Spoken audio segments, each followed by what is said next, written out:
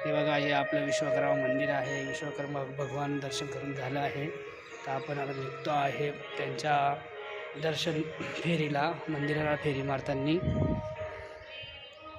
व सुंदर असं भव्य दिव्य मंदिर आहे. खूप छान असा परिसर आहे. खूप मन प्रसन्न होतं, खूप छान वाटतं. हे बघा, इकडनं पण अशी पिंड दिसते की भव्य दिव्य कमी खूपच सुंदर आहे. पाठीमागचा परिसर तर विचारूच नका, एकदम मस्त आहे, सुरेख आहे. तुम्हाला पण आल्यानंतर नक्की आवडेल. चला तर मग आपण जी पिंड तुम्हाला दाखवली आहे त्या पिंडीच्या मंदिरामध्ये आतमध्ये काय आहे ते तुम्हाला नक्की दाखवायचा प्रयत्न करेन, कारण चहूबाजूने जाळ्या लावलेल्या आहेत, तरी पण मी तुम्हाला दाखवेन. ओके. हे बघा, आपण आलो आहे त्या मोठ्या भव्य दिव्य अशा महादेवाच्या पिंडीच्या आतमध्ये काय आहे बघण्यासाठी. हे बघा, इथं नंदी आहे, कासव आहे, सुंदर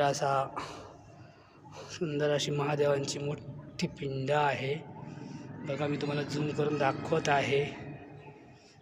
दर्शन करा सगळ्यांनी. आणि त्याच्या अवतीभोवतीने, पिंडीच्या अवतीभोवतीने सगळे ज्योतिर्लिंग असे ठेवले आहे. खूप सुंदर असा परिसर मध्ये आहे. हे बघा, किती सुंदर अशा महादेवाच्या पिंडी ठेवलेल्या आहे. सगळ्या 12 ज्योतिर्लिंग आहे. पहिला आहे नागेश्वर, दुसरा आहे केदारनाथ, तिसरा आहे विश्वेश्वर, वैद्यनाथ, ओंकारेश्वर, महाकालेश्वर, नंतर घृष्णेश्वर, रामेश्वर, नंतर भीमाशंकर, त्र्यंबकेश्वर आणि मल्लिकार्जुन. हे सगळ्या महादेवाच्या 12 ज्योतिर्लिंगांच्या पिंडी इथं ठेवलेल्या आहे. हे बघा, तुम्हाला दर्शन करून दिलंच आहे, तरी पण एकदा बघा. मी पण दर्शन घेतलं आहे, तुम्ही पण घ्या. कसं वाटलं नक्की सांगा. कमेंट बॉक्समध्ये जाऊन कमेंट करा.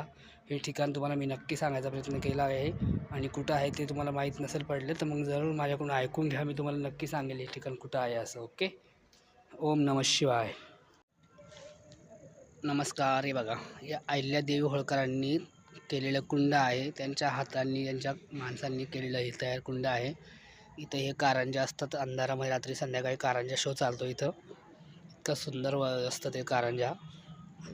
त्यामुळं तुम्ही नक्की या, एकदा भेट द्या. तुम्हाला आता सगळं परिसर दाखवतो मी. हे बघा, कशी मस्त सुंदर अशी कलाकृती त्यांनी केलेली आहे तेव्हाच्या काळात. मस्त